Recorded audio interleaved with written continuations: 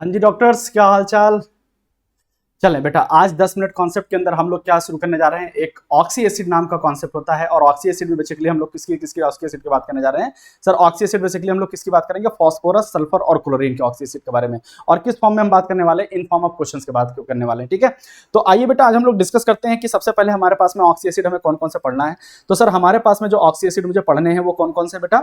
Sir मेरे पास sir phosphorus का oxy acid पढ़ना है, सल्फर का पढ़ना है और क्लोरीन का पढ़ना है। बेसिकली कौन कौन सा, सर H3PO2, H3PO3 और H3PO4। फास्फोरस के ये तीन एसिड होते हैं। सल्फर के हमारे पास H2SO3 होता है, H2SO4 होता है। क्लोरीन का HOCl, HClO2, HClO3 और HClO4। क्या हमें इतने ही पढ़ने टोटल ऑक्सी एसिड। जो नीट के अंदर क्वेश्चन आ सकता है वो इन्हीं टॉपिक से आ सकता है। ठीक है, तो मैं इनके बारे में एक एक करके बात करने वाला हूं। सबसे पहले मैं फास्फोरस के ऑक्सी एसिड की बात करता हूं। तो सर फास्फोरस के ऑक्सी एसिड की अगर मैं बात करता हूं तो सर फास्फोरस के ऑक्सी एसिड में बताइए जरा सा आप कि सर फास्फोरस के अंदर सर फास्फोरस का 3 ऑक्सीडेशन स्टेट पॉसिबल है। मतलब पॉसिबल तो कई सारे हैं लेकिन हम बेसिकली ऑक्सी एसिड में +1, +3 और +5। सर ऑक्सी एसिड होता क्या है सर, जहां पे नॉन मेटल ऑक्सीजन और हाइड्रोजन मिलकर के कोई कंपाउंड बनाते हैं उसको क्या बोलते हैं हम लोग, ऑक्सी एसिड बोलते हैं। तो सर हमारे पास ये +1, +3, +5 हो गया। तो सर ये बेसिकली आप बताएं जरा सा, सर ये +1 जो लोअर ऑक्सीडेशन स्टेट है, ये +3 पे कैसा लोअर ऑक्सीडेशन स्टेट है, +5 वाला हायर ऑक्सीडेशन स्टेट है। तो जो लोअर ऑक्सीडेशन स्टेट होता है उसको अस बोलते हैं, जो हायर होता है तो उसको क्या बोलते हैं, इक बोलते हैं। तो अगर मैं बोलूं मेरे पास ये H3PO2 है तो इसको भी अस बोल सकते हैं, इसको भी अस बोल सकते हैं, इसको इक बोल सकते हैं। लेकिन इसको हम लोग क्या बोलते हैं बेटा, इसको हम लोग क्या बोलते हैं, हाइपोफॉस्फोरस। इसको कौन सा बोलते हैं, हाइपोफॉस्फोरस एसिड। कौन सा एसिड बोलते हैं, हाइपोफॉस्फोरस, हाइपोफॉस्फोरस। ठीक है, और इसको क्या बोलेंगे बेटा, फास्फोरस एसिड। इसको क्या बोलेंगे, फास्फोरस एसिड। ठीक है, इसको क्या बोलेंगे हम लोग, फास्फोरस एसिड। ठीक, और इसको क्या बोलेंगे, फास्फोरिक एसिड। चलिए ठीक है, मैं इसमें लिख नहीं रहा हूं, ये चलो लिख ही दे रहा हूं, फास्फोरिक एसिड। ये कौन सा है हमारे पास सर, फास्फोरिक एसिड। ठीक है सर, बहुत बढ़िया है, तो समझ में आ रहा है मुझे।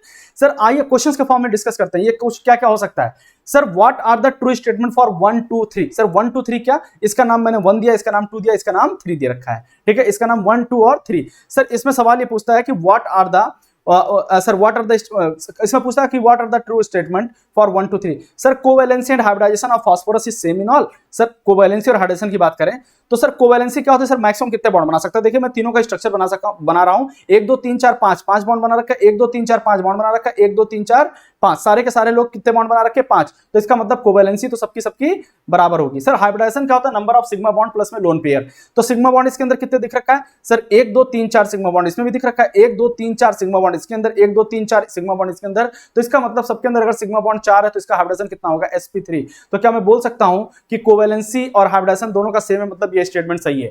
बोल रखा है it all contain D pi p pi bond. Sir d pi p pi bond निकालने का तरीका क्या होता है सर, आप हाइब्रिडाइजेशन देख लीजिए, अगर हाइब्रिडाइजेशन sp है तो उसके अंदर पी पाई बैक बॉन्डिंग डबल बॉन्ड होगा। जैसे इसके अंदर डबल बॉन्ड है ना, इसके अंदर डबल बॉन्ड है, तो ये पाई बॉन्ड है ना, तो पाई बॉन्ड ओवरलैपिंग से बनता है। और कैसे, कोलेटरल ओवरलैपिंग से। तो सर इसके अंदर अगर पाई बॉन्ड है, इसके अंदर भी पाई बॉन्ड है, इसके अंदर अगर पाई बॉन्ड है, तो इसके अंदर पाई बॉन्ड को हम लोग कैसे देखेंगे सर, मैं एक स्टाइल बता देता हूं, जुगाड़ बता देता हूं, जेटी बता देता हूं, है ना सर। अगर किसी के अंदर sp हाइब्रिडाइजेशन है तो उसके अंदर हाइब्रिडाइजेशन कैसा होगा, पी पाई पी पाई। अगर किसी के अंदर sp2 है तो एक पी पाई, एक पी पाई, बाकी सब पी पाई डी पाई। अगर sp3, sp3d, sp3d2 कुछ भी है तो उसके अंदर हाइब्रिडाइजेशन क्या होगा, डी पाई पी पाई, डी पाई पी पाई। तो सर यहां पे देखिए हाइब्रिडाइजेशन sp3 तो इसका मतलब सबके सब डी पाई होंगे। और लिखा all content d pi p pi bond. Yes sir, सबके सब देखिए एक एक पाई बॉन्ड मुझे दिख रहे हैं। सर ये एक एक पाई बॉन्ड सबके अंदर दिख रहे हैं कि नहीं दिख रहा है, हाँ सर एक एक पाई बॉन्ड सबके अंदर दिख रहा है। सबके सब कैसे होंगे, डी पाई पी पाई होंगे। Okay sir, yes sir d pi p pi हो गया सर, मुझे समझ में आ गया।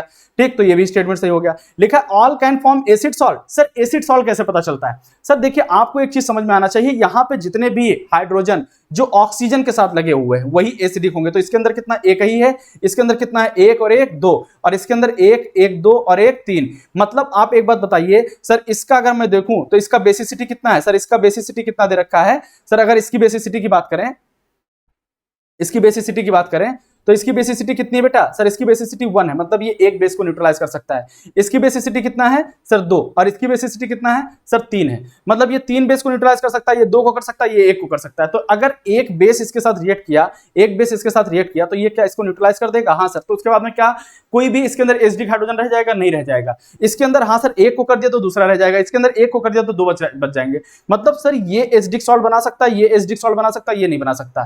ठीक, तो सर मैं आपसे बात करूं यहां पे कि all can form acidic salt, no sir, only कौन कौन बना सकता है, only 2 and 3 can form 2 and 3 can form, मतलब एसिडिक सॉल्ट का मतलब समझ में आना चाहिए आप लोग को।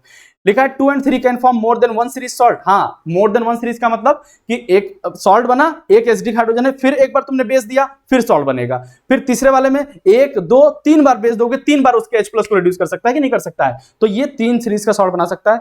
तो 2 and 3 तो बना सकता है, 2 and 3 बना सकता है, और 1 वाला तो नहीं बना सकता ना बेटा। तो 2 and 3 वाला बना सकता है, 1 वाला नहीं बना सकता, ये बात सही है। और all are polybasic, no sir, all are polybasic कैसे होंगे सर? 2 वाला और 3 वाले के पास में तो है दो हाइड्रोजन एसिडिक है, तो ये पॉली कई सारे बेस को न्यूट्रलाइज कर सकते हैं। जैसे सेकंड वाला क्या होगा, H3PO3, ये H3PO3 है ना, तो H3PO3 2 है इसके पास बेस, तो दोनों कर सकता है। इसके पास में 3 है तो 3 को कर सकता है, लेकिन ये तो एक ही का करेगा ना। तो ये कैसा है, एक है मोनोबेसिक, ठीक है। तो इसमें क्या लिख सकते हैं, 2 and 3 are polybasic, 2 and 3 are polybasic. बात बराबर है कि नहीं? 2 and 3 आर पॉलीबेसिक, ठीक। यही सब सवाल पूछेगा नीट में। लिखा ऑल डिस्प्रोपोर्शनेट ऑन हीटिंग। हाँ सर, ऑल डिस्प्रोपोर्शनेट। डिस्प्रोपोर्शनेट वो होगा जो अपने बीच वाले में ऑक्सीडेशन स्टेट में होगा सर। जो हायर में होगा वो तो और ऊपर जा नहीं सकता। डिस्प्रोपोर्शनेशन का मतलब क्या है कि कोई भी एलिमेंट अपने हायर और लोअर ऑक्सीडेशन स्टेट में चला जाए, मतलब ऑक्सीडाइज में हो जाए और रिड्यूस भी हो जाए। तो जो हायर में हो तो हायर में जा नहीं सकता, और जो लोअर में है वो लोअर में नहीं जा सकता। तो इसका मतलब यहां पे ये जो है, इसके पास ऑक्सीडेशन स्टेट कितना है, +5। यहां पे देखिए इसके पास ऑक्सीडेशन स्टेट कितना है, +5, इसके पास +3, ये +1। +1 वाला तो -1 में भी आ सकता है और +5 में भी जा सकता है। सर इसकी बात करें +3 वाला कहां जा सकता है सर? +3 वाला -1 में भी आ सकता है, +5 में भी जा सकता है। +5 वाला +5 से ऊपर जा ही नहीं सकता। तो इसका मतलब तो यही है सर। एक सिंपल मतलब मुझे इसमें दिख रहा है, सिंपल मतलब क्या दिख रहा है कि सर यहां पे डिस्प्रोपोर्शनेट कौन नहीं होगा, 1 and 2 can disproportionate, 1 and 2 disproportionate होंगे ना बेटा, 1 और 2 डिस्प्रोपोर्शनेट होंगे, और तो नहीं होगा कोई? नो सर, और नहीं होगा। ठीक है, चलिए बहुत बढ़िया सर। यहां पे लिखा third is also called phosphonic acid, ठीक है। तो अब थर्ड इज कॉल्ड क्या, फॉस्फोनिक एसिड। अब देखो बेटा, इसको क्या बोलते हैं, फॉस्फीनिक। इसको क्या बोलते हैं, फॉस्फीनिक। इसको क्या बोलते हैं, फॉस्फीनिक। और इसको क्या बोलते हैं, फॉस्फोनिक। क्या बोलते हैं, फॉस्फोनिक, है ना। और इसको क्या बोलते हैं, फॉस्फोरिक। क्या बोलते हैं, फॉस्फोरिक। तो ये हमारे पास में फॉस्फोरिक एसिड हो गया। डन, इतना मुझे समझ में आ गया कि ये क्या हो गया हमारे पास। देख लो एक बार, ये फॉस्फीनिक, फॉस्फोनिक, और फॉस्फोरिक। नेक्स्ट पूछा है acidic character. Sir acidic character तो सीधा देखते थे, जिसका ऑक्सीडेशन स्टेट ज्यादा होता था वो एसिडिक नेचर ज्यादा होता था। लेकिन मैंने बोला था, हमने कहा था due to back bonding oxy acid of phosphorus में उल्टा हो जाता है। तो यहाँ पे 3 2 1 नहीं होकर के क्या होगा, 1 2 3 होगा। ठीक है, ये एक्सेप्शन है, और ये याद रखना। एक्सेप्शन क्या, इसका रीजन है ड्यू टू बैक बॉन्डिंग। लेकिन ये याद रखना, acidic nature higher the oxidation state, higher the acidic nature. लेकिन यहाँ पे उल्टा होता है in case of oxy acid of phosphorus. Reducing nature किस पे डिपेंड करता है सर, नंबर ऑफ, किस पे, नंबर ऑफ हाइड्रोजन। तो सर नंबर ऑफ हाइड्रोजन सबसे ज्यादा किसके पास में है सर, ये नंबर ऑफ हाइड्रोजन का मतलब नंबर ऑफ पीएच बॉन्ड है ना, पीएच। तो इसमें 2 है, इसमें 1 है, इसमें 1 भी नहीं है। तो रिड्यूसिंग बिहेवियर तो सही है। और लिखा all can reduce AgNO3 and HgCl2। तो यस, ऑल कैन रिड्यूस, सब कर सकते हैं कि नहीं कर सकते, बिल्कुल कर सकते हैं, क्योंकि ऑक्सीडाइज तो हो सकते हैं। ठीक है, चलिए बहुत बढ़िया। अब आते हैं हम लोग किस पे, नेक्स्ट आते हैं हमारे पास में oxy acid of sulphur. Sir oxy acid of sulphur की बात करें तो हमारे पास सर 2 तरीके के, +4 वाला और +6 वाला। +4 वाले को अस बोलते हैं, इसको इक बोलते हैं। देखो स्ट्रक्चर भी बना रखा है मैंने, ठीक, स्ट्रक्चर बना रखा है। देखिए H2SO3 का बना रखा है, इसका नाम है सल्फ्यूरस एसिड। इसका क्या रखा है बेटा, इसका नाम क्या है, सल्फ्यूरिक एसिड। देखो ये सल्फ्यूरस एसिड और ये सल्फ्यूरिक एसिड है। क्या मुझे ऑक्सी एसिड समझ में आ गया? 2 ही तरीके का ऑक्सी एसिड स्ट्रक्चर बना के देख लेंगे हम लोग। ठीक, अब यहाँ पे ऑक्सीडेशन स्टेट +6 +4 है। अब यहाँ पे एसिडिक हाइड्रोजन इसके अंदर भी 2 है, इसके अंदर भी है। लेकिन अब आते हैं इसके क्वेश्चन के ऊपर। लिखा oxidizing behaviour 2 is more than 1। बिल्कुल सही बात है सर, क्यों? क्योंकि 2 का ऑक्सीडाइजिंग नेचर ज्यादा होगा, क्योंकि +6 ऑक्सीडेशन स्टेट है। लिखा acidic behaviour of 1 is greater than 2। एकदम गलत बात है सर, 2 इज ग्रेटर देन 1 हर बार थोड़ी एक्सेप्शन होता है, खाली ऑक्सी एसिड ऑफ फास्फोरस में। लिखा both contain sp3 hybridized sulphur. Yes sir, देख लीजिए ना सर, 1 2 3 4 सिग्मा बॉन्ड, 1 2 3, और यहाँ पे एक लोन पेयर भी तो होगा, तो सब के सब sp3 हैं। सर बोला है number of p pi d pi bond is same. Sir number of p pi d pi, sir 1 2 है, इसके अंदर तो 1 ही दिख रहा है ना, इसके अंदर 1 दिख रहा है, इसके अंदर 1 और 1 2 दिख रहा है। तो सर ये बात गलत होगी। Number of p pi d पाई, 1 के अंदर 1 होगा, उसके अंदर 1 वाले के अंदर 1 होगा, 2 वाले के अंदर 2 होगा। लिखा both are obtained by dissolving SO2 in H2O। सही बात है, SO2 को H2O में डालोगे, जब SO2 को H2O में डालोगे तो ये क्या बनता है बेटा, H2SO3 बनता है, H2SO3 बनता है। और SO2 को जब O2 के साथ रिड्यूस करके क्या बनाते हैं, SO3 बनते हैं, SO3 बनाते हैं। फिर उसके अंदर जब H2O डालते हैं, या H2O ना डाल करके हम लोग जनरली डालते हैं क्या बेटा, H2SO4 ही डालते हैं ना, तो ये क्या बनता है, H2SO4 बनता है। बात बराबर है। तो ये दोनों बात गलत हो गई।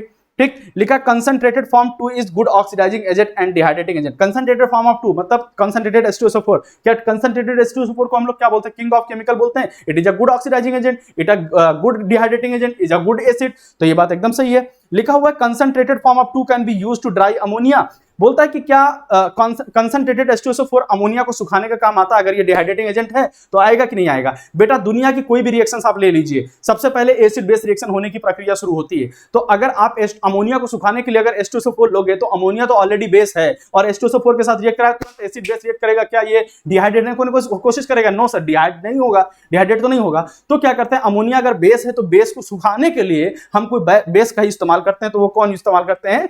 कैल्शियम ऑक्साइड का यूज करते हैं, ना करके H2SO4 का। ये नीट का आया हुआ क्वेश्चन है, डायरेक्ट दिया हुआ है बेटा, तो आपको इसको बहुत ध्यान से याद करना है मुझे ना, ठीक है। चलिए, लिखा है pure and isolated form of one does not exist. मतलब ये यही बोल रहा है कि pure and isolated form of one does not exist, मतलब H2SO3 प्योर फॉर्म में पाया जाता है कि नहीं पाया जाता? नहीं पाया जाता। क्यों? प्योर एंड आइसोलेटेड फॉर्म में नहीं पाया जाता, मिक्सचर के फॉर्म में पाया जाता है। तो ये बात सही है। क्यों नहीं पाया जाता बेटा? क्योंकि SO2 ही प्योर फॉर्म में नहीं पाया जाता है ना। तो हमको ये बात लो,